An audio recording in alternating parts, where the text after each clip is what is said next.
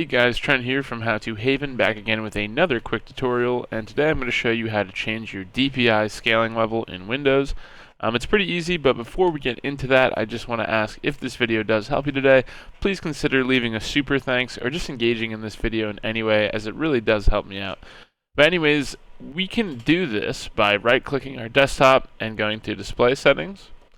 And I have two monitors, so you'll see Monitor 1 and Monitor 2. And to actually change the DPI, which will make things bigger or larger on the screen for text, for example, we can go down here, and it's set to 100%, which is 96 DPI. And so if we want to make it bigger, we could go to like 150.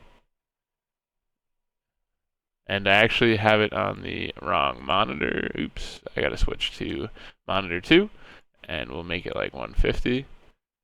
And now you'll see like everything is much bigger, right? And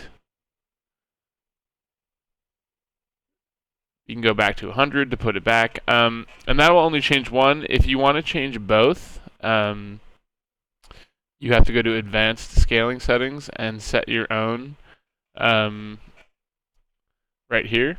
And you can only make things bigger. You can't make things smaller. So if we want to be like, I'm pretty sure you can't, so let's try 50. Yeah, no, you can't.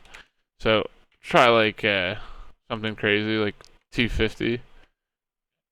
And you'll have to sign out to apply this. I'm not going to sign out, but you get the point. And that's how you do it. Anyways, guys, if this video helped you, you know what to do. Peace.